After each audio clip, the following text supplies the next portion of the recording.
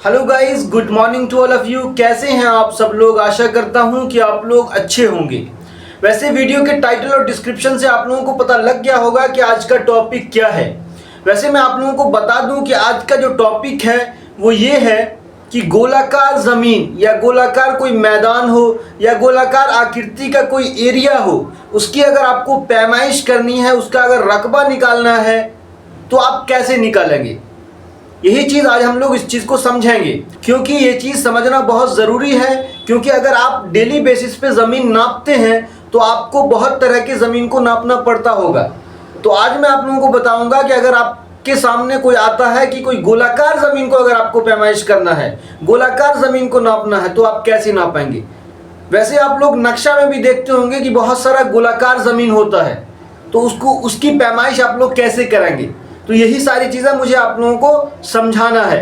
आप लोग इस वीडियो को अंत तक देखिए ताकि आप लोगों का सारा कॉन्सेप्ट क्लियर हो जाए और किसी भी गोलाकार ज़मीन को आप बहुत ही आसानी से नाप सकते हैं, आसानी से उसकी पैमाइश आप कर सकते हैं। तो प्लीज़ आप लोग अंत तक देखिए इस वीडियो को। तो चलिए हम लोग समझने की कोशिश करते हैं कि किसी भी गोलाकार ज़मीन को कैसे नापते हैं। तो नापने के लिए सबसे पहले उसका क्षेत्रफल निकालना पड़ता है। किसी भी एरिया को अगर आपको पैमाइश करना है तो उसका सबसे पहले आपको क्षेत्रफल निकालना पड़ेगा। चाहे वो क्षेत्रफल आप वर्ग कड़ी में निकालिए, तो जो भी ज़मीन को आपको पैमाइश करना है उसका सबसे पहले क्या निकालना पड़ेगा, क्षेत्रफल निकालना पड़ेगा।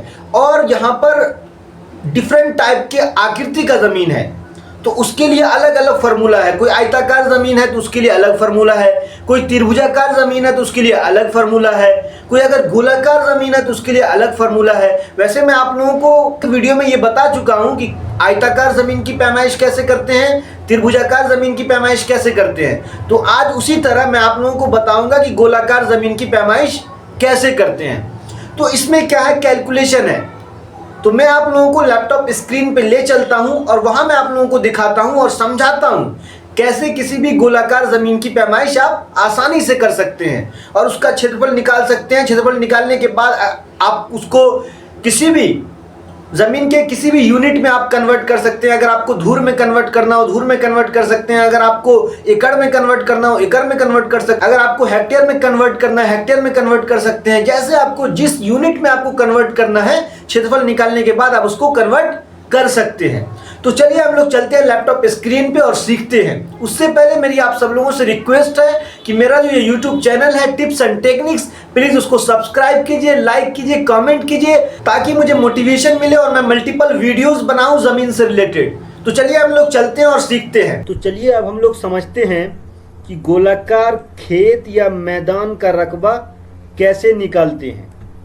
तो आप लोग देख सकते हैं कि यहाँ पे एक गोलाकार मैदान समझ लीजिए या कोई प्लॉट समझ लीजिए, जो भी समझना है। तो क्या करना है, जब भी इस तरह के आकृति के ज़मीन को अगर आपको पैमाइश करना है तो आपको तो गोलाकार प्लॉट के जो बीचों बीच होगा, उसके बीचों बीच की जो लंबाई होगी ना, उसको आपको पैमाइश कर लेना है। आमने सामने की जो लंबाई होगी, एक ओर से दूसरी ओर की जो लंबाई होगी बीचों बीच की, वो आपको पैमाइश कर लेना है। इस केस में आप देख सकते हैं कि इसकी लंबाई कितना है, 150 कड़ी। और ये बीचों बीच की जो लंबाई होती है इसे कहते हैं व्यास। क्या कहते हैं इसे, व्यास। अब क्या है, अगर गोलाकार ज़मीन की अगर आपको पैमाइश करना है तो क्या करना पड़ेगा, उसका क्षेत्रफल निकालना पड़ेगा। और क्षेत्रफल निकालने के लिए आपके पास एक त्रिज्या होनी चाहिए, जिसे रेडियस कहते हैं इंग्लिश में।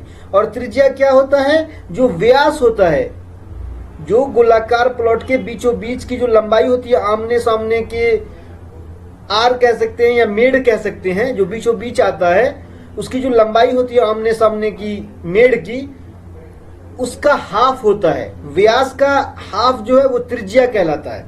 यानी कि व्यास को अगर आप 2 से भाग दे देंगे तो क्या हो जाएगा, रिजल्ट त्रिज्या आ जाएगा। तो त्रिज्या बराबर क्या लिखा हुआ, d/2। व्यास को d से डिनोट किया जाता है, दर्शाया जाता है। तो d/2 तो कितना है हमारे पास, 150 कड़ी। 150 कड़ी को अगर 2 से डिवाइड कर देंगे तो कितना आएगा, 75 कड़ी आ जाएगा। तो 75 कड़ी क्या हो गया, त्रिज्या हो गया। आर बराबर कितना हो गया, 75 कड़ी। अब क्या है कि वृत्त का क्षेत्रफल जो होता है, वृत्ताकार आकृति का अगर कोई प्लॉट हो, उसका अगर क्षेत्रफल निकालना हो तो उसका क्या होता है फॉर्मूला, पाई आर स्क्वायर। वृत्त का क्षेत्रफल क्या होता है, पाई आर स्क्वायर। तो पाई हो गया, पाई का वैल्यू 22/7 होता है, ये हम लोग जानते हैं। आर क्या हो गया, आर कितना निकला 75 कड़ी, तो आर का स्क्वायर, तो पाई मल्टीप्लाई आर का स्क्वायर करेंगे, 75 का अगर स्क्वायर करेंगे तो कितना आ जाएगा 5625, पाई मल्टीप्लाई 5625, पाई का वैल्यू क्या होता है 22/7 मल्टीप्लाई 5625। तो अब 22 को अगर हम लोग 7 से भाग दे देंगे तो रिजल्ट कितना आ जाएगा 3.14 मल्टीप्लाई 5625। अगर इसको मल्टीप्लाई करेंगे तो रिजल्ट क्या आ जाएगा 17,662.5 वर्ग कड़ी। अब क्या है कि वृत्त का क्षेत्रफल निकल गया वर्ग कड़ी में। अगर आप फुट में पैमाइश कर रहे हैं तो उसका जो एरिया निकलेगा वो वर्ग फुट में निकलेगा। अगर आप मीटर में पैमाइश कर रहे हैं, मीटर में उसका क्षेत्रफल निकाल रहे हैं, उसका जो एरिया निकलेगा वो मीटर स्क्वायर में निकलेगा। तो अभी फिलहाल मैं कड़ी में इसकी पैमाइश कर रहा था, तो इसका जो एरिया निकला वो वर्ग कड़ी कितना निकला 17,662.5 वर्ग कड़ी। अब हम लोग जो ये क्षेत्रफल निकला 17,662.5 वर्ग कड़ी, इसको हम जमीन के किसी यूनिट में कन्वर्ट करेंगे। तो हम लोग कन्वर्ट करते हैं डिसमिल में कि ये कितना डिसमिल जमीन होगा।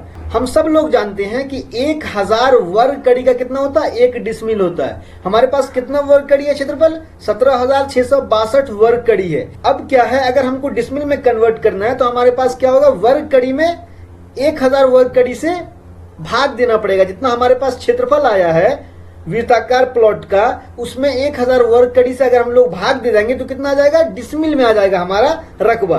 तो आप लोग देख सकते हैं लिखा हुआ कि क्षेत्रफल डिसमिल में, तो क्या करेंगे 17,662.5 को भाग दे देंगे 1000 से, तो रिजल्ट कितना आ जाएगा 17.66 डिसमिल, यानी कि 17.66 डिसमिल उस वृत्ताकार प्लॉट का रकबा आ गया। तो आशा करता हूं कि ये चीज आप लोगों को समझ में आ गया होगा। मैं बहुत अच्छे से कोशिश किया हूं समझाने का। तो thank you so much for watching this video. Please like and subscribe my YouTube channel tips and techniques and press the bell icon so that whenever I'll upload any video on my YouTube channel, you will get the notification of that video and you will watch that video. Thank you so much again for watching this video.